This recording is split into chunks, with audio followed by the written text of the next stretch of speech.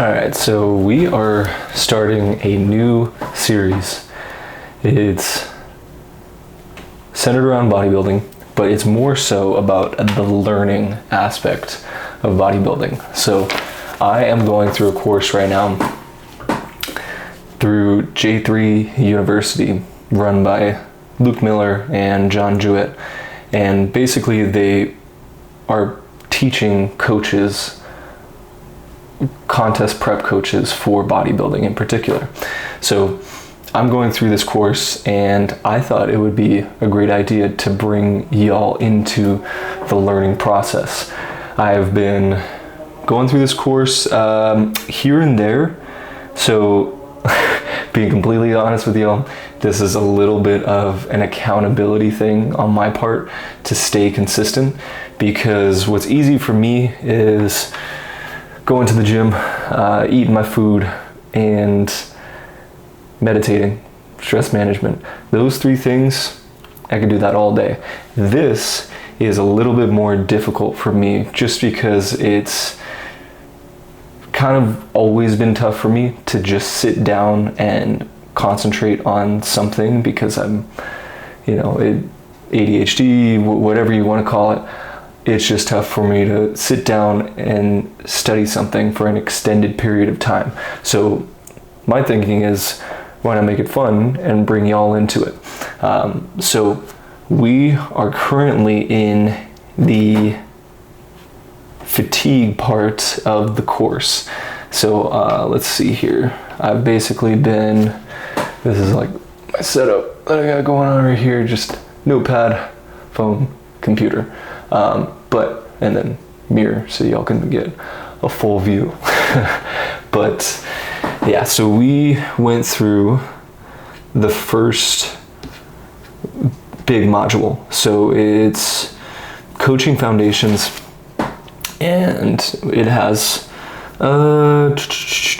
somewhere around like 20 modules, and each module is anywhere from like 3 minutes to 25 to 30 minutes. So every module is a little bit different, but this coaching foundations basically went over the why behind what you're doing as a coach, and then it went into the assessment tools that you have for your clients when they come in, and then it went into the client tracking and management.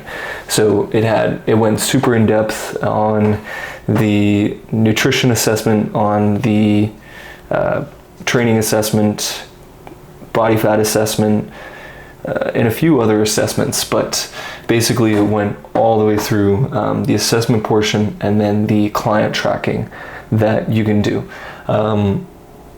Sorry if I seem a little bit tired right now. I've been it is currently 8:21 and I had work all day, and then we trained, and then I did some chores around the house when I got home, or around 7-ish, and now we're here. So I am still here, still wanting to learn as much as I can, soak it up like a sponge, because I want to win, and I want everyone I work with to win. So I am truly on a quest to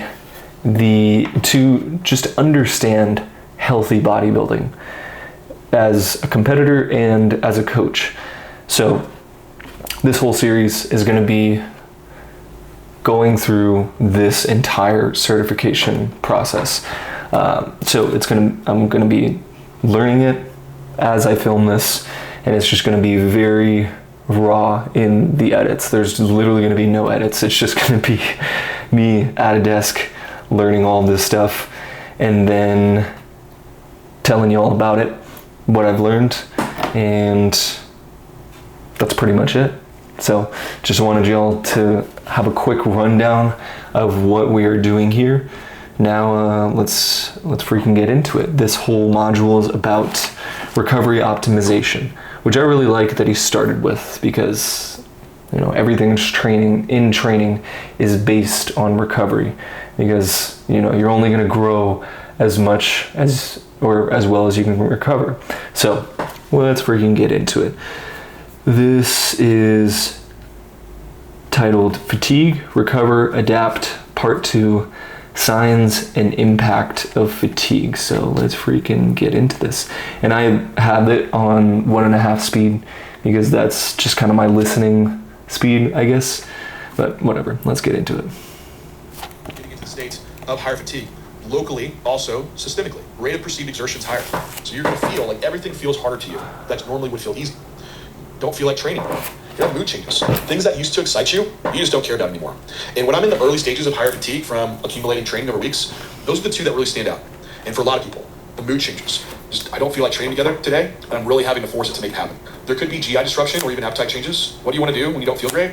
You want to eat bad food to feel better. Sleep disruption can start happening. You start having elevated cortisol. Cortisol causes more wakefulness. So you're going to have a hard time going to bed and staying asleep at night. And in turn, loss of libido, it could go as extreme as even loss of menstrual function. This isn't just about contest prep. We have lots of females that lose their menstrual cycle even in the off season or don't regain it in the off season because they're in a constant state of their stress bucket being so full that they're never fully recovering. Decreased gym performance, decreased pumps in the gym, injuries, stiffness, and illness. These are kind of given ones when fatigue is high, and higher resting heart rate. And I do like to track resting heart rate as well. We'll see that when we get to the health module. Several things about it and how you should be tracking it. Now, fatigue affecting your training, I pretty much alluded to this earlier. We talked about this, but for the instant module, several things about it and how you should be tracking it. Sorry, I'm listening pretty quickly, and there's a lot to take notes on.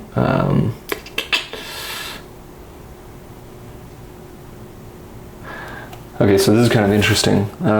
He's going over the signs of high fatigue. So he started with rate of perceived exertion, stress, then training motivation, and then mood changes, lack of care. So kind of like apathy.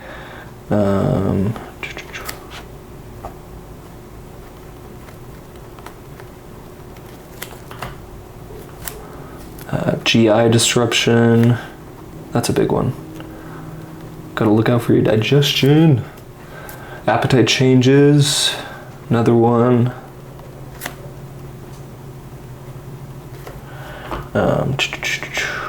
Because whenever I have high fatigue, all I want is a refeed meal, preferably Panda Express.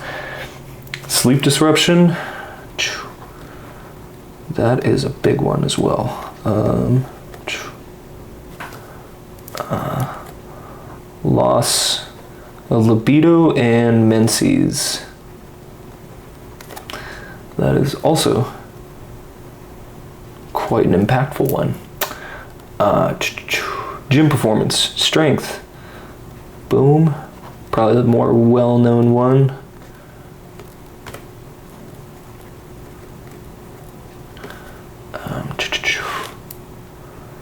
Decreased muscle pump. Oh man, nothing worse than that.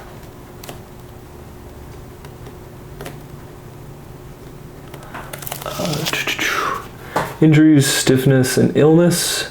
Pretty obvious. Higher resting heart rate. Yeah, those are pretty obvious. Affect your training. I pretty much alluded to this. Okay. We talked about this, but for the instances, we're definitely see a decreased ability, probably natural logbook, lower performance in your lifts. Also, your ability to learn new lifts is going to be lower. So this is a state of like, when you're in contest prep, it's not the best time to start switching exercises that require learning to occur.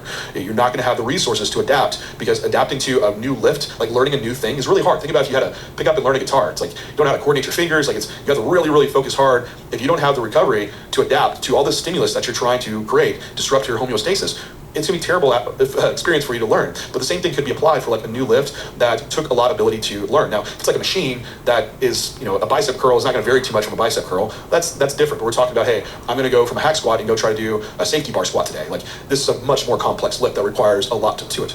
Now, some of the physiological aspects, when fatigue are higher, there's a decrease in anabolic processes and an increase in catabolic processes. So during the states of fatigue, it's really hard to grow muscle. That's why in prep, you're not really growing into shows. It's not the best time to push for growth. The same thing goes for post-show. post-show. We'll talk about this in our post-show module, is that you're coming from a state of really high stress. The stress bucket's just overflowing at this state. Poor sleep, low food, low body fat, accumulation of connective tissue fatigue. There's a lot of repairing that needs to happen. The resources aren't going towards anabolic processes to drive new muscle growth. That's not the priority in that phase. Body composition, so there could be muscle loss, even fat gain, makes it hard to partition towards muscle over body fat, and decrease immunity and injury risk. So if you start seeing feel like you're creating cropping up of like injuries and niggles, this might be because fatigue is starting to accumulate too high.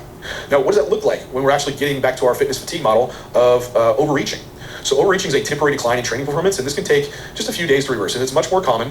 What you'll probably notice earlier on when you're getting fatigue high are those mood and motivation changes. The actual continuous training performance decline is in much later states, and if you've been in a contest prep before, you actually know you can be in a pretty high state of fatigue and still match your training performance. So you have to be pretty far along, and I would really push the fact that people are kind of babying fatigue right now, and even their training, you can really push someone hard before you get to a state of needing to overreach. So just keep that in mind. But what happens is you have this continuous fatigue occurring, and that's rising and rising and rising, and eventually it rises so high that it is superseding the actual adaptations, and you see a decline in performance. Now, what if that continues? This is usually a time where, hey, time to deload.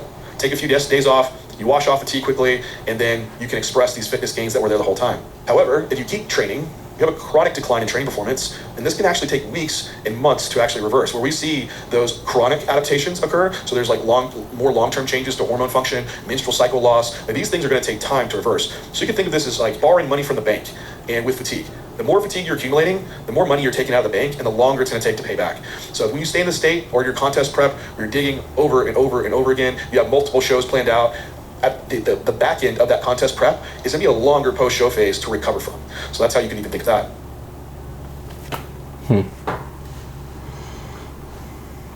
That's interesting. So he was basically just saying the post-show phase, like right after your show, you're going to have to recover from basically like a lot of different types of... Actually, let's play that back. I didn't get that fully. Occur. So there's like more long-term changes to hormone function, menstrual cycle loss. Like these things are going to take time to reverse. So you can think of this as like borrowing money from the bank, and with fatigue. The more fatigue you're accumulating, the more money you're taking out of the bank, and the longer it's going to take to pay back. So when you stay in this state or your contest prep, where you're digging over and over and over again, you have multiple shows planned out, at the back end of that contest prep is going to be a longer post-show phase to recover from. So that's how you can even think of that.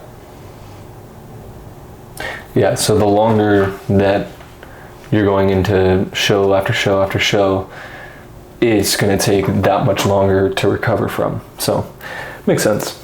But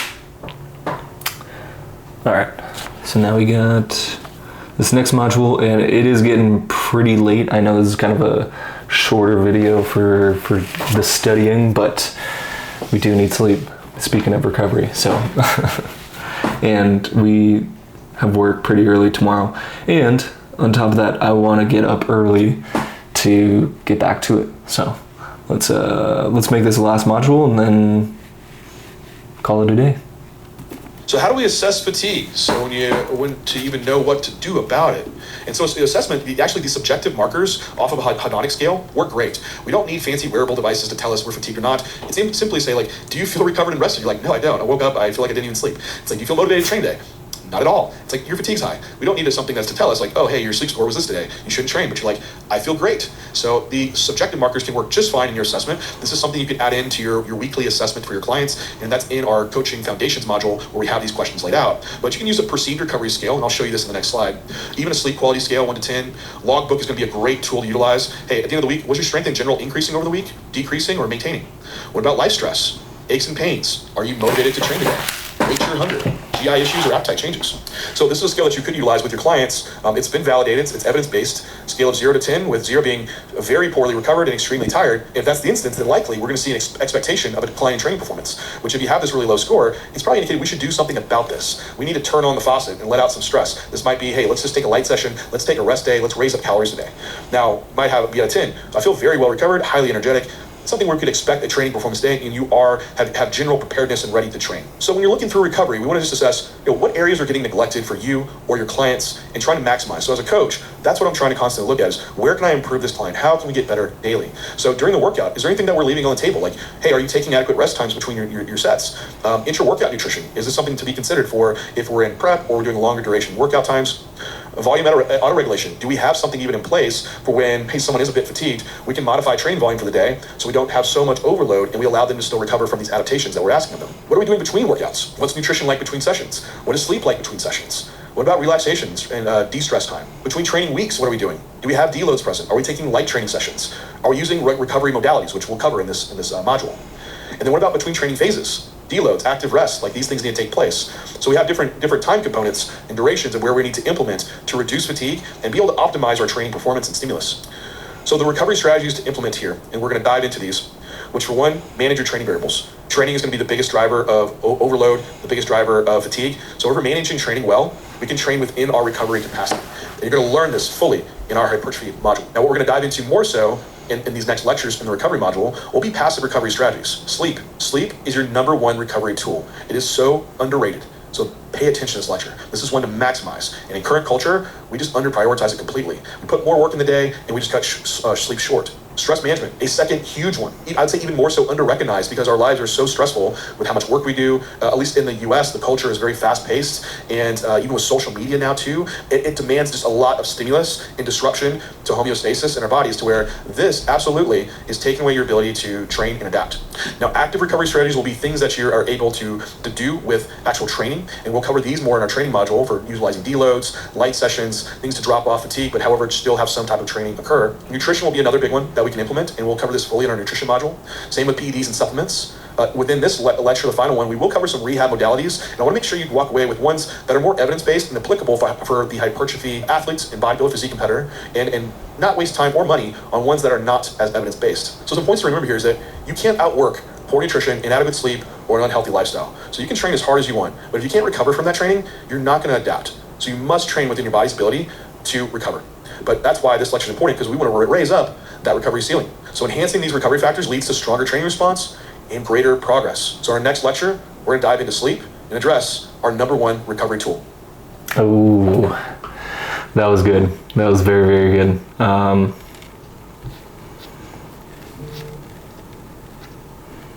Not much else to add to that. I mean, he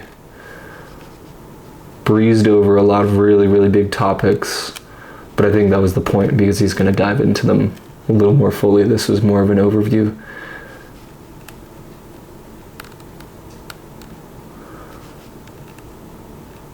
But yeah, I think the main point of this was asking, do you feel recovered and rested?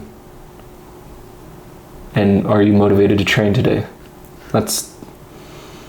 Yeah. Do you feel recovered and rested? Boom. Recovery 101. And then we'll go over the different variables, but I'd say the biggest ones are nutrition, sleep, training, stress management, and then maybe other recovery modalities like a sauna, cold plunge, massage, stretching, random stuff like that. But I think that's it for today. This is the first of this series where we are going to be getting certified by J3U University. So thanks for tagging along. I'm really excited to learn the rest of this and to have you all there with me. So I don't know why I'm looking at my notes, but I will see y'all tomorrow for some more learning.